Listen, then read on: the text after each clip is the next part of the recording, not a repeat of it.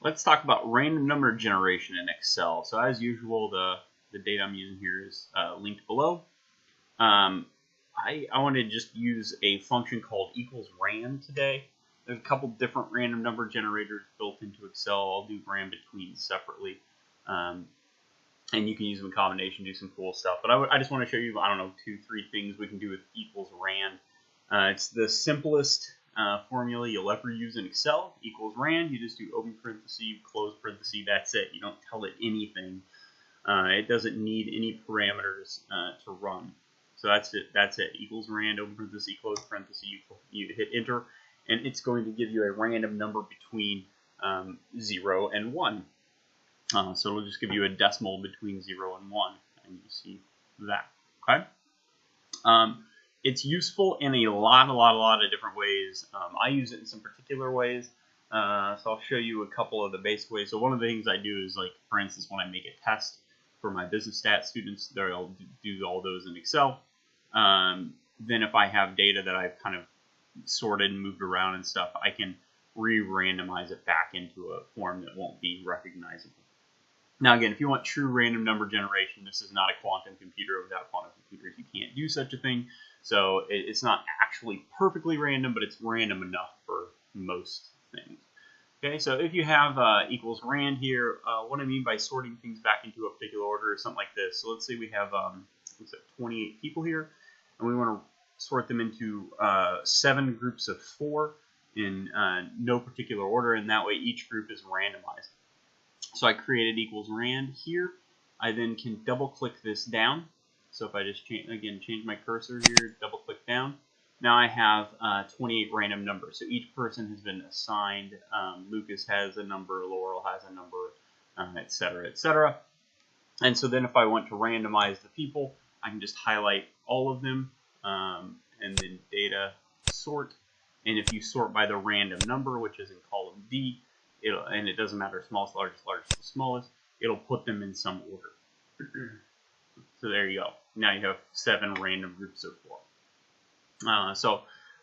Like I said, if you're randomizing data or setting up groups or seating people in a bracket, or I don't know, there's lots of things you can do in this way, but it's a nice way to have just put things in a random order. Now you'll see that all the numbers changed, so they're not in order again. So every time you do anything, so if I hit 1 here, hit enter, you'll see the numbers all change again. So every time you do anything, it'll keep re-randomizing. If you'd like it to stop, you'll need to paste special typically. So if you want to keep the random numbers, but not keep re-randomizing, just copy all of the numbers and then right-click and just paste special values. So you can either click the little clipboard there that says values are going to here and hit values and hit OK. And now that will no longer say equals RAND. It will just be whatever number it had landed on, which in this case is 0.53 and a bunch of extra. Okay. So if you do want to end randomization, that is the way to do it. So anyway, that's one thing you can do with that. Another thing then you can do with stuff like this is you can say use the numbers in a particular way. So let's make it into a coin flip. Okay. So let's say we want to flip a coin 100 times. 1, 2. Highlight, drag down. We'll just do 100. I don't want to make this go on forever. So if I just drag this down to 100. All right, so I've marked out. We're going to do 100 coin flips and see how many we get our heads. So let's say heads is greater than 0.5. Tails is less than 0.5. Okay, like that. And then we can do equals RAND. Double click that down. So I have a bunch of random numbers. Again, if I want to, I can copy, right click, paste special, and lock all those. And then you'll see this one's above 0.5. So this is going to be a head. This one's below 0.5. It's going to be a tail. And you can mark those out using like if statements or things like that, or count them using if statements. So if I just want to count how many heads there are, I can say if this is greater than 0.5, then I want a 1. If not, I want a 0. Okay? So I can just do that. Double click down, and now it'll give me a bunch of 1s and 0s. The 0s are tails, the 1s are heads. and over here there's a sum of 46. So 46 are ones, and the rest are zeros. And so there's 46 heads and 54 tails. Right? So we can do simple simulation things like this. And again, it doesn't have to be 50-50, right? So if we said win is greater than 0.3 and loss is less than 0.3. Right, so if we had a baseball game or a football game, we thought we should win it 70% of the time, then we can set it so that 70% of the density is the win. So that's everything above 0.3 and everything below 0.3 is the loss. And then you can just change your if statement to 0.3 instead of 0.5. So we'll click that down, and you can see that in this case we won 69 out of the 100 times, which we would have expected 70. So anyway, there's things like that you can do. So you can do some simulation things using different weights. And again, they don't have to be, they don't even have to be binomial like this. So for instance, when I'm creating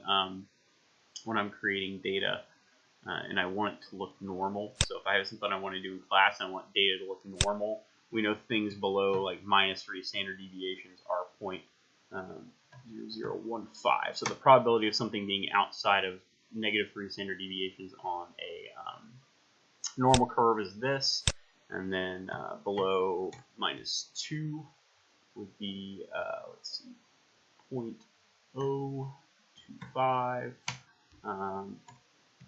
-1 would be 0.3.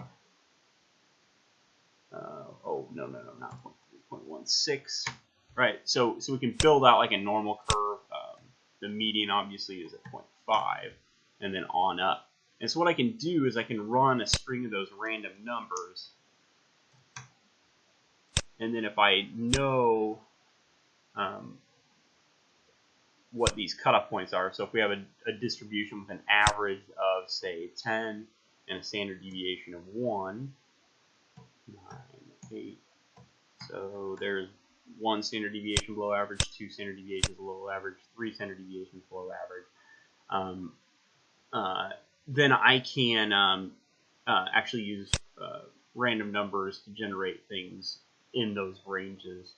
So between 7 and 8, if the random number over here from the generator is between 0.0015 and 0.025, I can have that RAND between number do between 7 and 8, and then if it's between 0.025 and 0.16, I have the random number function give me something between 8 and 9.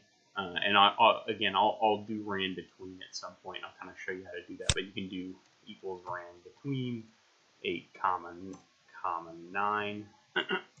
Oops. And it will give you either an 8 or a 9. So if you want something between 8 and 9, you actually have to then do this a little bit different, where you're getting, what is it, 8.8, 8 point something. So you actually want to do between 80 and 90, and then divide by 10. And you can actually make it, if you want more decimal, you can do it this way. So we'll talk about that on another day, and then divide by whatever it takes to get down to, something like this. There's 8.285. So anyway, you can use the combination of random number generators, RAND and RAND between, to then use this to set up the distribution and stuff like that. So anyway, that's 3 different ways I use equals RAND.